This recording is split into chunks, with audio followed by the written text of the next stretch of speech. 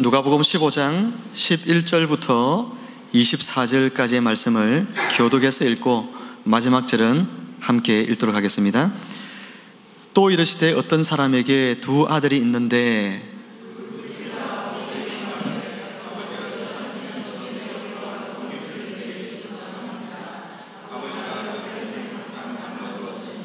그 후 며칠이 안 되어 둘째 아들이 재물을 다 모아가지고 먼 나라에 가 거기서 허랑방탕하여 그 재산을 낭비하더니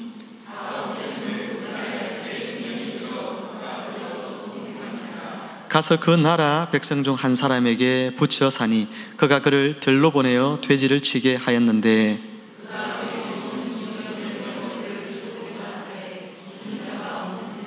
이에 스스로 돌이켜 이르되 내 아버지에게는 양식이 풍족한 품꾼이 얼마나 많은가. 나는 여기서 줄여 죽는구나.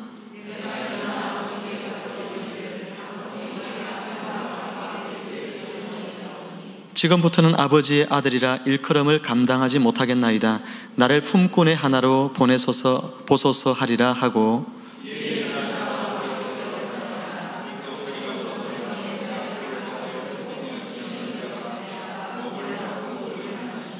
아들이 이르되 아버지, 내가 하늘과 아버지께 죄를 지었사오니 지금부터는 아버지의 아들이라 일컬음을 감당하지 못하겠나이다 하나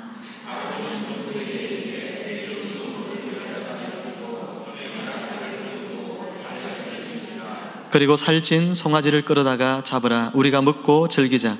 이 내 아들은 죽었다가 다시 살아났으며 내가 잃었다가 다시 얻었노라 하니 그들을 즐거워하더라. 아멘.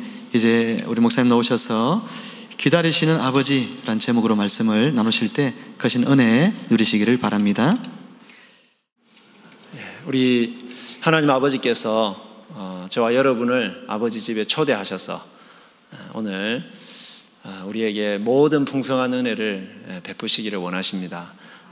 그 아버지께서 여기에 계시고 저와 여러분들이 여기에 오기를 얼마나 기다리셨는지 모르겠습니다. 그래서 이 시간 사랑 많으신 아버지께서 우리에게 풍성한 은혜를 베푸시기를 축복합니다. 나는 아버지입니다 라고 하는 책이 있습니다. 혹시 시간 되시면 한번 좀 읽어보시면 참 좋겠다. 그런 책이 좋은 책입니다. 그 책에 보면 태어날 때에 그 탯줄이 이렇게 목을 감는 바람에 그 아기가 이제 그 뇌성마비 장애를 갖게 되었고, 그래서 전신마비 장애를 갖게 된 이제 그렇게 해서 이제 아들이 태어나게 되었는데요.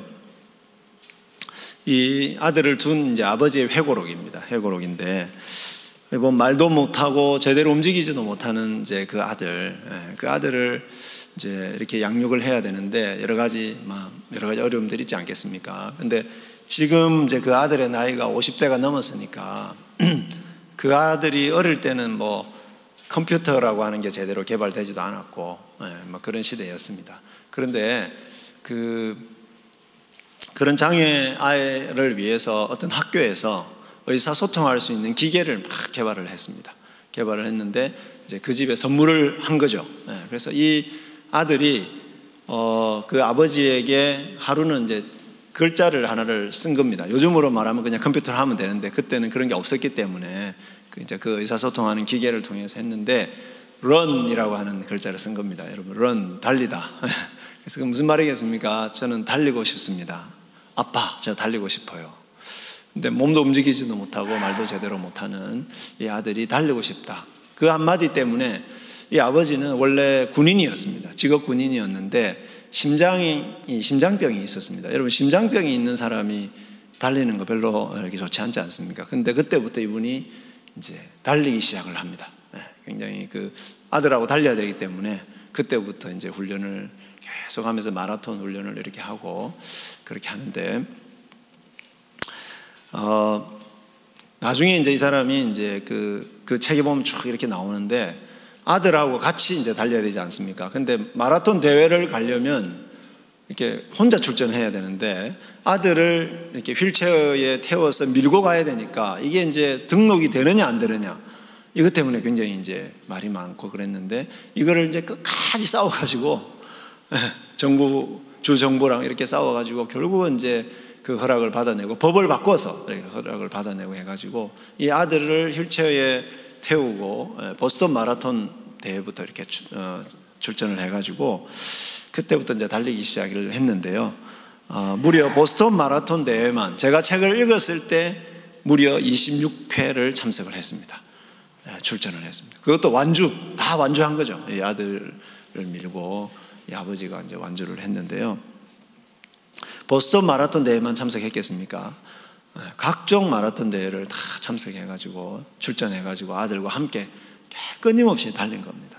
달렸는데 이 아들이 얼마나 행복해하는지, 그러니까 이 아버지는 더 신이 나서 이 아들을 데리고 이제 달리는 겁니다.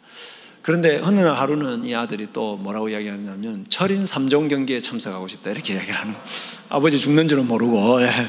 근데 이분이 자전거도 못하는 분이었어요. 그래가지고 그때부터 자전거를 배우고, 이게 철인 3종 경기가 뭐냐면요, 수영을 3.9km를 수영을 해야 됩니다. 그 다음에 자전거를 180km를 자전거를 타고, 그 다음에 마라톤을 풀코스를 뛰어야 됩니다. 42.195를 뛰어야 되는 거죠. 근데 아들하고 같이 해야 됩니다. 그러니까 그때부터 수영을 배우고 또 자전거를 타고 이렇게 하면서 이분이 이제 열심히 또 훈련을 해가지고 아들이 원하니까요, 철인 3종 경기에 출전을 했습니다. 이런 이렇게 하여튼 뭐 대화 같은데 아들을 이렇게 거기다가 눕히고 그 다음에 자기 몸에 이걸 걸고 그리고 수영을 합니다. 자전거는 또 앞에 그 아들을 이렇게 눕혀놓고 자기가 자전거를 또 타고, 달리기 할 때는 역시 휠체어를 밀면서 달리기를 하고. 근데 그때 제가 책을 읽었을 때 무려 철인 3종 경기에 206차례를 참석을 했다는 겁니다. 대단한 아버지입니다. 그래서 아들이 아버지에게 이렇게 이야기했습니다. 아버지, 저는 달리면서 평생 난생 처음으로 제 몸의 장애가 사라진 것 같다는 생각을 했어요. 아버지 고마워요. 아버지가 없었다면 할 수 없었어요. 이렇게 이야기했습니다. 그러자 아버지가 대답합니다. 네가 없었다면 아버지는 하지 않았다. 이제 아들의 나이가 아마 저보다 더 많은 것 같습니다. 50대 중반은 넘었을 거고요. 아버지는 70이 넘었습니다. 훨씬. 그런데 지금도 모르겠습니다. 제가 그때 책 읽었을 때는 여전히 달리고 계셨습니다. 두 사람이 팀을 이루어서. 그래서 여러분 유튜브에 나는 아버지입니다 이렇게 딱 쳐보면 그분들이 달리는 동영상이 나옵니다. 굉장히 감동적인데 한번 책을 읽으시기 힘드시면 유튜브로 한번 그 동영상을 보시면 굉장히 힘이 될 겁니다. 그래서 많은 사람들이 이 아버지에게 질문을 하죠. 어떻게 그렇게 불가능한 일을 할 수 있었느냐, 그렇게 물었을 때 이 아버지가 대답을 합니다. 저는 영웅이 아닙니다. 저는 단지 아버지일 뿐입니다. 그렇게 대답을 합니다. 우리가 오늘 읽은 이 본문에도 아들을 정말 사랑하시는, 이 제가 방금 말씀드린 그분보다 훨씬 더 아들을 사랑하시는 한 아버지가 등장하고 있습니다. 한 아버지의 이야기를 하고 있습니다. 아들을 간절하게 기다리는 한 아버지의 이야기입니다. 이 이야기는 여러분 돌아온 탕자로 유명한 그런 이야기죠. 그런데 사실 이 비유는 두 아들을 기다리시는 아버지 비유다 이렇게 말할 수 있습니다. 두 아들을 기다리고 있습니다. 집에 같이 사는 큰아들도 사실은 마음은 나가 있어서 그 아들도 기다리고, 또 아버지를 거역하고 집을 나간 둘째 아들도 기다리시는 아버지에 대한 이야기를 오늘 예수님이 비유를 통해서 하고 있다, 그렇게 생각하시면 되겠습니다. 11절에 보십시오. 11절에 보시면 예수님은 어떤 아들에게 두 아들이 있는데 이렇게 비유를 시작합니다. 그러면 주인공이 누구겠습니까? 어떤 사람에게 두 아들이 있는데 그 어떤 사람이 주인공이죠. 그래서 그 어떤 사람이 누구겠습니까? 아버지입니다. 아들을 기다리는 아버지. 거기에 초점을 맞추어서 비유를 말씀하고 있습니다. 그런데 이 비유에 아버지라는 단어가 몇 번 나오느냐? 12번 나옵니다. 그렇죠? 누구에게 초점을 맞춰서 우리가 이 이야기를 읽어야 되는지를 알 수가 있습니다. 그래서 아버지가 얼마나 아들을 기다리는지, 그 기다림에 대해서 강조를 하고 있습니다. 여러분, 본문에서 집 나간 둘째 아들을 기다리시는 아버지의 모습이 어떻게 나타나고 있습니까? 우리 다 같이 20절을 한번 읽어보겠습니다. 20절입니다. 이에 일어나서 아버지께로 돌아가니라. 아직도 거리가 먼데 아버지가 그를 보고 측은히 여겨 달려가 목을 안고 입을 맞추니. 여러분, 집 나갔던 둘째 아들이 돌아옵니다. 그런데 아버지 집까지 아직까지 거리가 굉장히 멉니다. 그 먼 거리에서 아버지가 그 둘째 아들을 알아보고 그 둘째 아들을 향하여 막 달려갑니다. 이 아버지는 어떻게 그렇게 먼 거리에서, 그것도 몇 년 동안 집을 나가서 방탕하게 살아서 어떻게 보면 얼굴을 좀 알아보기 힘들 수도 있는데 어떻게 그렇게 먼 거리에서 아들을 알아보고 그렇게 달려갔겠습니까? 아마도 아버지는요, 둘째 아들이 집을 나가고 난 다음 하루도 빠짐없이 문 밖에 서서 아들을 기다리고 있었을 것입니다. 아들은 집을 나가는 그 순간 바로 아버지를 잊어버렸습니다. 그러나 아버지는 이 아들을 잊은 적이 한 번도 없었을 것입니다. 그래서 아무리 몰골이 흉해졌어도, 아무리 멀리 거리가 멀어도 단박에 제가 내 둘째다 금방 알아보셨을 것입니다. 한순간도 쉬지 않은 아버지의 기다림이 있었기 때문에 아버지는 아들을 멀리서도 알아볼 수 있었습니다. 이 아버지의 모습이 바로 하나님을 떠나서 방황하는 우리를 기다리시는 우리 하나님 아버지의 모습입니다. 둘째 아들은 어떤 아들입니까? 아버지가 죽기도 전에 자기 몫의 유산을 달라고 요구했던 불효자식이었습니다. 여러분, 그 당시로 이야기하자면 아버지가 죽기도 전에 와가지고 아버지가 마치 죽은 것처럼 유산 달라고 내 몫의 유산을 미리 주십시오. 그렇게 했을 때 그 당시로 이야기하자면 그런 불효자식은 고발을 하고, 그죠? 동네의 수치가 되기 때문에 벌을 주고 그렇게도 할 수 있었습니다. 그런데 아버지는 아무 말도 하지 않고 그 자식에게, 그 불효자식에게 재산을 나눠주었고, 그리고 그 재산을 가지고 나가서 자기가 하고 싶은 대로 허비해버린 그런 못된 자식이었습니다. 유산 받아서 나가자마자 아버지에 대한 생각 조금도 하지 않고 아버지 다 잊어버리고 살았습니다. 여러분, 12절에 보면 뭐라고 되어 있습니까? 둘째가 아버지에게 달라고 하니까 재산 중에서 내게 돌아올 분깃을 내게 주소서 하는지라 그가 그 살림을 각각 나눠 주었더니, 이렇게 되어 있습니다. 여러분, 앞에는 재산이라고 했는데 뒤에는 그거를 살림으로 번역을 하지 않았습니까? 살림. 그냥 말 그대로 살림 뭘까요? 헬라어로 보면 이게 생명이라는 뜻을 갖고 있습니다. 인생 또는 우리의 삶, 이런 의미를 갖고 있습니다. 자기를 위해서요, 아들을 위해서 아버지는 자기 평생을 바쳐서, 그러니까 자기의 인생 전체를 바쳐서 모은 것이 뭘까요? 그게 살림입니다. 그게 재산입니다. 그런데 아들은 마치 당연하다는 듯이 그것을, 아버지 그거 주세요, 그거 내 건데 내 거 주십시오. 아버지가 안 줄 수 있고 화를 낼 수도 있고 그 아들을 쫓아낼 수도 있습니다. 그런데 그 아버지는 그럼에도 불구하고 그 살림을, 자기의 목숨과도 같은, 자기의 인생과도 같은 그 살림을 아들에게 나눠주었습니다.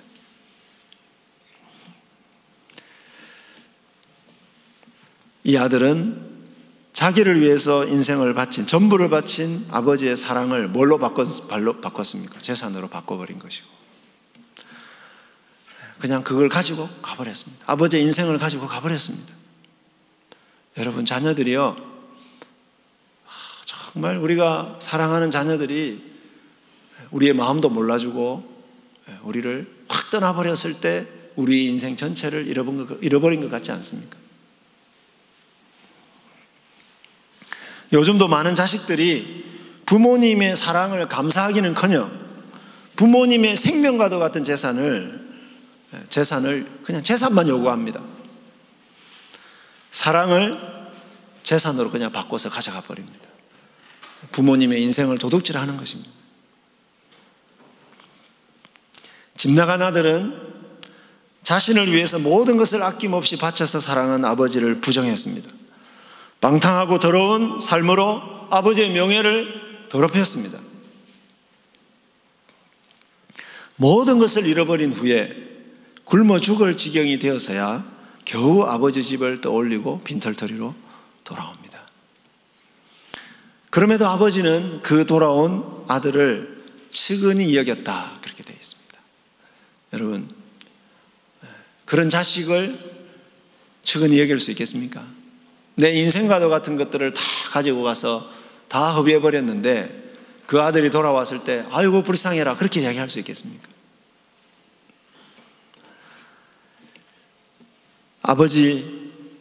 아들이 자신의 사랑을 거부하고 자기가 평생 모은 재산을 날려버린 것은 하나도 생각이 안 납니다. 그저 불쌍한 아들만 보이는 겁니다. 조금은 이해가 될 것 같습니다. 이제 자식을 키워보니까 조금은 이해가 될 것 같습니다. 그 자식이 자기에게 어떤 일을 행했는지 그거는 보이지 않고, 그죠?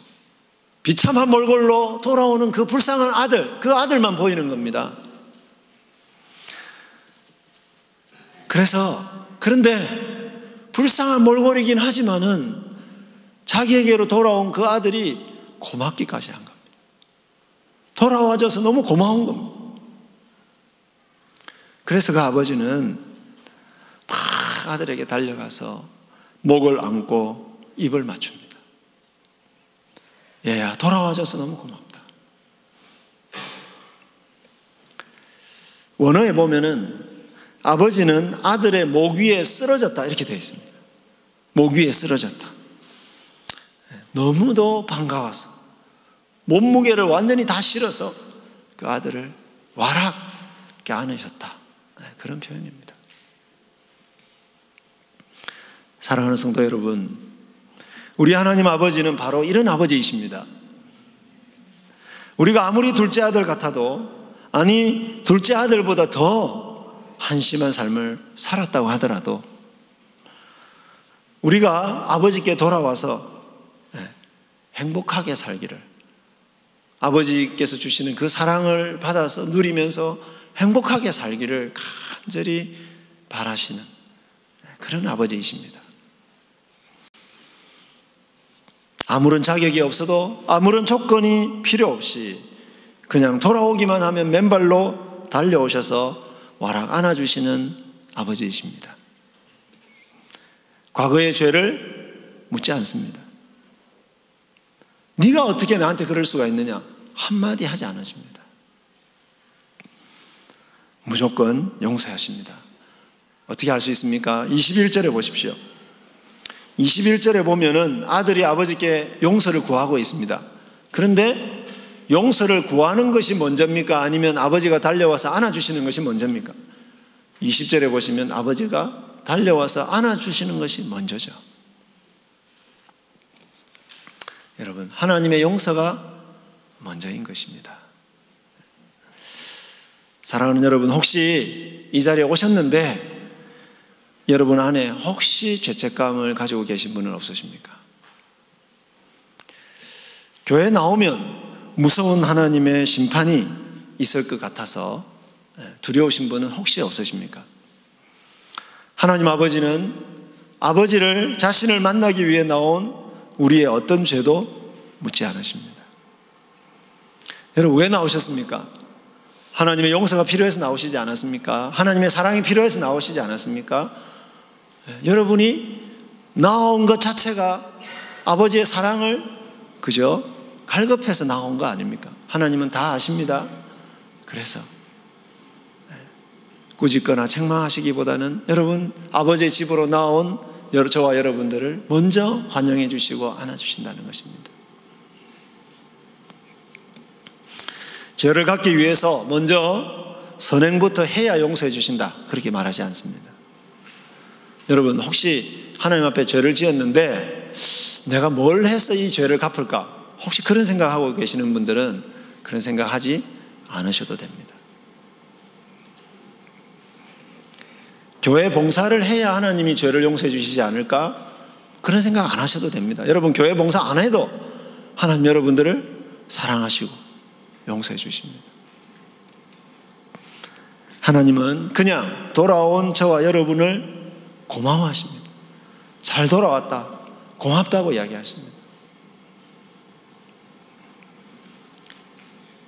평생 어떤 삶을 사셨든지 여러분 중요하지 않습니다. 저와 여러분 지난 일주일 동안 여러분 어떻게 살았는지 중요하지 않습니다. 이 시간 저와 여러분을 안아주시는 그 하나님 아버지의 품에 안겨서 여러분의 고단한 인생을 좀 쉬시기를 바랍니다.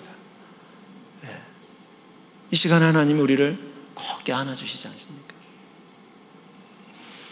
또 둘째 아들을 기다리시는 아버지는 어떤 아버지입니까? 22절을 보겠습니다. 22절 같이 읽겠습니다. 아버지는 종들에게 이르되 제일 좋은 옷을 내어다가 입히고 손에 가락지를 끼우고 발에 신을 신기라. 그리고 살찐 송아지를 끌어다가 잡으라. 우리가 먹고 즐기자. 이 내 아들은 죽었다가 다시 살아났으며 내가 잃었다가 다시 얻었노라. 여러분, 돌아온 아들에게 아버지는 내 재산을 다 날렸으니 이제는 그 재산을 갚을 때까지, 그 재산에 대한 돈을 갚을 때까지는 아들이 아니라 종으로 살아야 된다, 그렇게 이야기하지 않습니다. 자기 재산 가져가서 자기 인생과도 같았던 재산 다 날려버렸음에도 불구하고 안아주시고 환영해 주셨을 뿐만 아니라 다시 그 아들을 아들로서의 지위를 회복시켜 주시는 겁니다. 제일 좋은 옷을 입힙니다. 그리고 손에다가 뭘 끼워줍니까? 가락지를 끼워줍니다. 그리고 신을 신겨줍니다.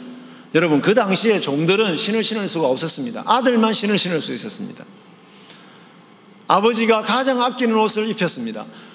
값비싼 손가락질을 끼웠습니다. 무엇을 이야기하겠습니까? 너는 내 재산을 다 낭비하고 다 재산을 날려버렸지만 너는 여전히 내가 정말로 사랑하고 내가 정말로 존귀하게 여기는 내 아들이다. 그거를 사람들 앞에 선포하고 있는 겁니다. 아들이 다시 살아난 것이죠. 죽었던 아들이 다시 살아난 것과 같은 것입니다. 아버지 집을 떠날 때부터 죽은 것과 같았던 아들이 다시 그 아버지의 아들이 되는 순간입니다. 아버지를 떠나서 자기 마음대로 살다가 부정한 돼지까지 치면서 살았던 아들, 거의 죽게 되었던 그 아들이 아버지께로 돌아와서 그 아버지 안에서, 그 아버지 집에서 다시 그 아버지의 아들이 된 것입니다. 저와 여러분들은 하나님을 떠나서 참으로 고단한 인생을 살았습니다.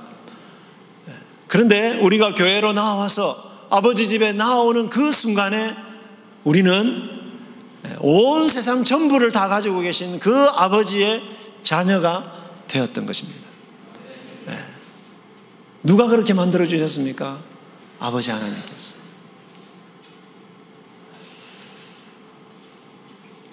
아버지에게는 오직 저와 여러분이 돌아와서 당신의 자녀가 된 그 기쁨밖에는 없습니다. 저도요, 우리 딸을 간절하게 기다리고 있습니다. 여러분도 마찬가지겠죠. 뭐 여러 가지로 좀 부족하고 아쉬운 면들이 있지 않습니까? 좀 돌아왔으면 좋겠다. 하나님을 잘 믿었으면 좋겠다. 정말 그죠? 하나님의 딸로서 정말 행복하게 살았으면 좋겠다. 여러분, 그런 마음들이 있지 않습니까? 그렇게만 되면 어떻게 얼마나 좋을까요? 어제 장로님이 저한테 진짜 제가 평생에 받아본 어떤 대접보다 훌륭하게 저를 대접해 주셨습니다. 그보다 더 좋은 대접을 하고 싶습니다. 돌아오기만 한다면.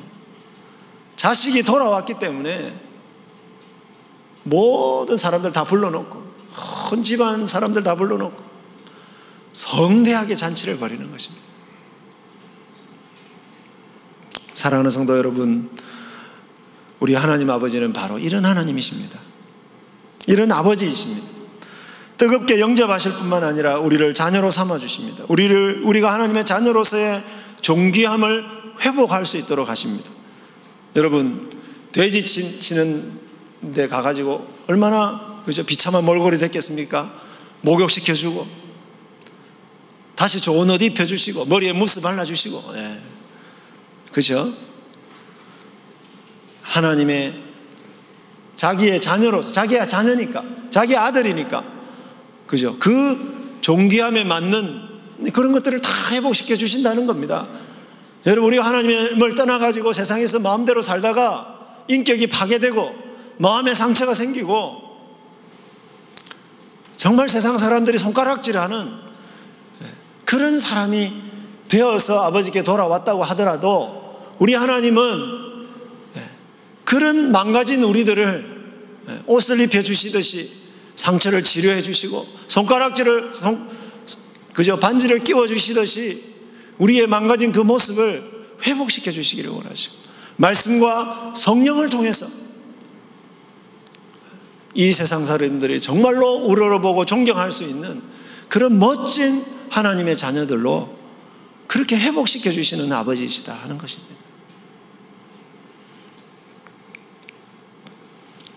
아낌없이 당신이 가지고 계신 모든 것을 우리에게 주십니다. 그래서 예수 믿는 사람들은 무엇을 소유하게 됐습니까? 하나님 나라가 저와 여러분의 것이지 않습니까? 여러분, 하나님 나라, 누구의 나라일까요? 하나님의 나라입니다. 그 하나님의 나라를, 예수를 믿는 아버지께로 돌아온 자녀이기 때문에 다 우리에게 주신 것입니다. 여러분, 혹시 땅이 필요하신 분 계십니까? 여기에 있는 모든 땅들이 다 저와 여러분의 것입니다. 못 믿으시는데 왜요? 하나님 나라가 하나님 것이라고요. 이 세상 모든 것이 하나님 것 아닙니까? 필요하면 언제든지 주십니다. 그죠? 그래서 저는 땅 없어도 별로 걱정하지 않고 삽니다. 등기 이전만 안 됐을 뿐이지 하나님이 언제든지 필요하시면 지금까지 그렇게 해 주셨고요. 오늘 성경에 나오는 둘째 아들처럼 아버지를 떠나서 가출한 사람들은 아버지의 사랑이 없이 살기 때문에 인생이 매우 힘들 수밖에 없습니다. 여러분, 하나님이 온 모든 세상을 다스리고 계시는 분이고 우리 인생이 어떻게 하면 가장 행복한지 누가 제일 잘 아십니까? 하나님이 가장 잘 아시죠. 그런데 그런 하나님을 떠나면, 그 하나님의 집을 떠나면 어떨까요? 우리가 마음대로 우리 인생을 살게 되면 되는데 저와 여러분 한번 살아봐서 아시지 않습니까? 우리가 생각하는 대로 인생을 살면 인생이 잘 풀립니까? 잘 안 됩니다. 잘 안 됩니다. 힘들 수밖에 없습니다. 부정한 돼지를 치는 삶, 그 돼지가 먹는 열매까지 구차하게 구걸해야 되는 인생처럼 참 비참하게 될 수밖에 없는 거죠. 아버지를 떠나는 순간, 창조주이신 하나님을 떠나는 순간 우리의 인생이 그렇게 될 수밖에 없다는 것입니다. 뉴스에 나오듯이 그 하나님이 알려주시는 그 기준 없이 살아가면 부하 직원을 성폭행하는 겁니다. 그 하나님 없이 살아가면 재산이 전부이니까 그 재산 때문에 부모를 죽이는 겁니다. 하나님 없이 살아가면 좋은 대학이 자기의 인생을 행복하게 해줄 수 있을 것 같으니까 그 성적 때문에 시험지를 빼돌리는 일도 하는 것입니다. 얼마나 구차하고 얼마나 비참한 인생입니까? 여러분, 양식이 없어서 우리가 굶주리는 것은 아니지만 정서적으로나 정신적으로 얼마나 굶주리게 되는지, 아버지를 떠나는 그 순간에 여러분, 제가 신학교에 있지 않습니까? 신학교에 있는데 해가 갈수록 아이들이 어떻게 보면 그 신학교에 오는 학생들이 어떻게 보면 신앙생활 잘하다가 온 학생들임에도 불구하고 정서적으로 얼마나 황폐하게 되어 있는지 모릅니다. 그분들의 부모님들의 삶이 얼마나 많은 고통을 겪었는지 모릅니다. 그것 때문에 얼마나 이 신학교에 들어온 이 자녀들인 이 학생들이 얼마나 마음의 상처가 많은지 모릅니다.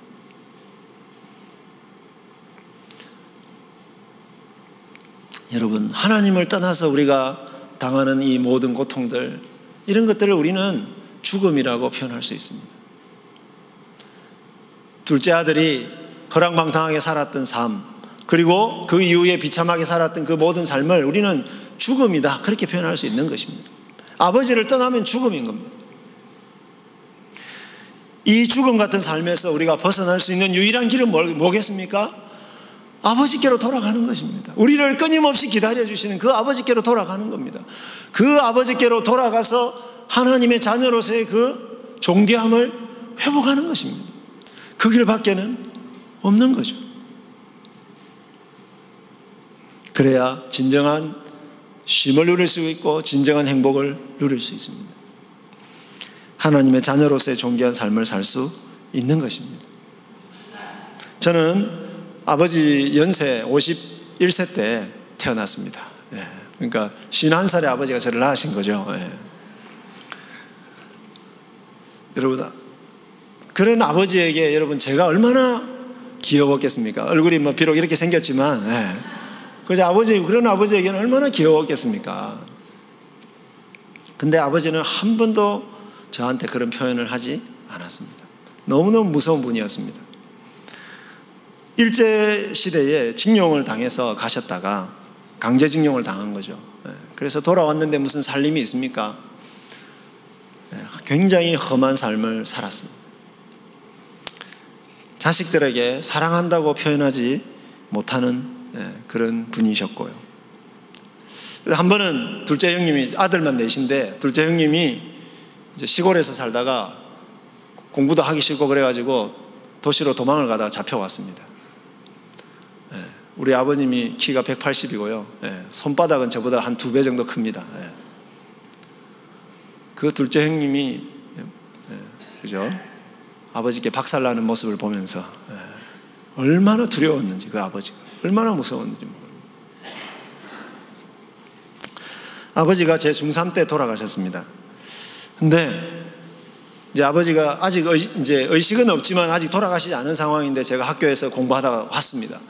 야, 아버지가 너를 기다리시는 것 같으니 아버지 한번 불러드려라. 그럼 아버지가 편히 가실 거다. 친척들이 그렇게 이야기를 하는데 평상시에 아버지하고 친밀한 대화를 한 번도 나눈 적이 없었기 때문에 그 말이 떨어지지 않는 겁니다. 아버지 돌아가시는데도. 결국은 못 불렀습니다. 그리고 돌아가셨습니다. 대학교 때 제가 처음으로 집을 떠나서 이제 서울에서 대학을 다니게 됐는데요. 그때 1학년 때 어머니마저 이제 돌아가셨습니다. 근데 이제 너무 외롭고 힘든 겁니다. 서울에 가가지고 보니까 저는 막 시골에서 와가지고 경상도 사투리에다가 뭐 이렇게 얼굴도 이렇게 생겼고 뭐 그런데 말도 잘하고 학생들이 그런데 너무 힘든 겁니다. 열등감도 많이 생기고 너무 힘드니까 근데 뜬금없이 누가 갑자기 생각이 나느냐 하면 그 무서웠던 아버지가 막 생각이 나는 겁니다. 근데 무서웠던 그 기억이 생각이 나는 게 아니라 한 번도 평상시에 생각하지 않았던 아버지의 굉장히 그 자상했던 그 모습이 자꾸 생각이 나는 겁니다. 어떤 생각이 나냐면요, 아버지가, 제가 시골에 완전 식강촌에 살았는데 하루는 아버지가 부산에 가셔서 오셨는데 가방을 이렇게 사온 겁니다. 근데 그때는 가방을 들고 다니는 학생들이 별로 없었습니다. 전부 책보를 메고 다녔습니다. 책을 보자기에 싸서 이렇게 메고 다녔는데 아버지가 우리 반에서 거의 처음으로 저한테 가방을 선물을 사주신 거예요. 그게 생각이 나고요. 두 번째는 제가 부산으로 이제 이사를 갔는데 도시에서 이제 생활한 연탄을 이렇게 떼는데 제가 연탄가스를 마셔가지고 기절을 했습니다. 근데 아버지가, 제가 눈을 이렇게 떠봤는데 아버지가 저를 화장실이지 않습니까? 화장실, 변소에 거꾸로 이렇게 들고 이렇게 서 계시는 겁니다. 이 암모니아를 마시면 이렇게 정신이 깨어난다. 이걸 아마 뭐 생각하셨던 것 같아요. 그래서 나중에 형님한테 들어보니까 제가 죽는 줄 알고 아버지가 막 정신이 거의 잃어버릴 정도로 막 저를 들고 막 이렇게 하셨다는 거예요. 또 한 가지는 생각이 나는데, 제가 중학교 2학년 때 이제 발바닥에 종기가 났습니다. 근데 아버지가 그때 아버지가 위암에 걸리셔가지고 이미 수술을 한 상태였는데, 그때 아버님 연세가 65세였습니다.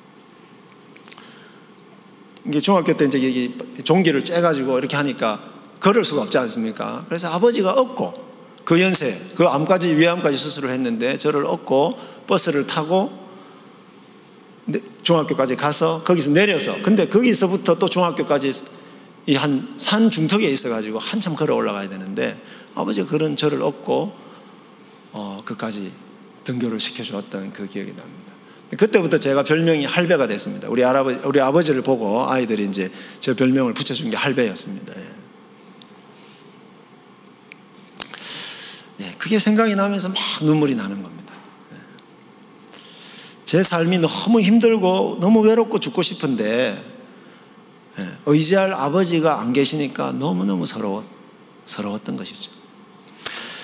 그때 제가 교회를 다니고 있었는데 어느 날 그처럼 아버지가 없어서 힘들어하고 외로워하는 저를 향해서 두 팔을 벌리고 기다리고 계시는 하나님 아버지의 모습이 보이는 겁니다. 제가 어떻게 했겠습니까? 아버지가 너무 필요했는데, 근데 아버지가 없었는데 하나님이 저를 이렇게 다 기다리고 계시는 겁니다.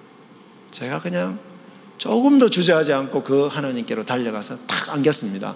물론 이건 다 그냥 뭔가 이렇게 뭐 환상도 아니고요. 막 그 환상과도 같은 그런 거죠. 그때 이후로 저는 그 하나님 아버지의 아들로 살아왔습니다. 그동안 참 행복했습니다. 온 세상의 주인이신 하나님 아버지의 아들로 사니까 세상 어떤 것도 부럽지 않았습니다. 그때부터는 표준말 쓰는 서울 아이들이 별로 부럽지 않았습니다. 얼굴 잘생긴 것도 별로 부럽지 않았고, 머리카락 많은 것도 별로 부럽지 않고, 열등감도 조금씩 없어졌습니다. 하나님 아버지께서 제가 하나님의 아들로 살아가는데 필요한 것이라면 어김없이 채워주셨습니다. 여러분, 제가 신학교 교수 하려면 유학 갔다 와야 되지 않겠습니까? 아버지도 없는데 누가 유학 자금 대주겠습니까? 우리 하나님 아버지께서 다 대주셨어요. 아버지 아들답게 멋진 인생을 살도록 인도해 주셨습니다. 제가 얼마나 이기적인 인간이겠습니까? 그런데 다른 사람을 위해서도 나누어 줄 수 있는 그런 마음도 저에게 주셨습니다. 그런 인격도 조금씩 다듬어 가 주셨습니다. 여러분, 하나님 아버지하고 같이 살면 참 행복합니다. 하나님 아버지와 같이 산다, 이거를 다른 말로 이야기하면 우리가 오늘 찬양을 했지만 성령 충만하다, 그 뜻입니다. 성령 충만하다. 성령님이 우리에게 강하게 임재하신다는 것은 우리가 하나님과 하나님의 그 사랑 안에서 같이 살아간다, 그런 의미입니다. 사랑하는 샘물교회 성도 여러분, 우리가 하나님 아버지의 이 사랑을 몰라서 우리 마음대로 살아설 수 있습니다. 우리가 하나님 아버지를 떠나 있어서 너무나도 외롭고 힘들고 고통스럽게 살아설 수도 있습니다. 우리가 지금 이 시간에 기억해야 될 것은, 그런 우리들을 하나님 아버지는 지금도 동구 밖에서 기다리고 계신다는 사실입니다.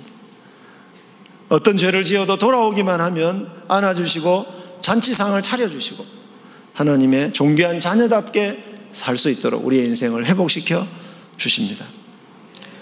집 나간 둘째 아들을 맞으시고 동구 밖까지 나가서 기다리고 계시는 그 기다리시는 아버지, 그 아버지를 예수 그리스도의 십자가가 날마다 우리에게 보여주고 있습니다. 여러분, 십자가를 바라볼 때마다 동구 밖에서 집 나간 둘째 아들을 간절하게 기다리는 아버지의 모습을 우리는 봐야 되는 것입니다. 누구든지 아버지를 기억하고 돌아온다면 자녀로 맞아주시고 회복시켜 주신다는 것을 예수 그리스도의 십자가를 통해서 저와 여러분뿐만 아니라 이 세상 사람들에게 하나님은 날마다 알려주고 계시는 것입니다.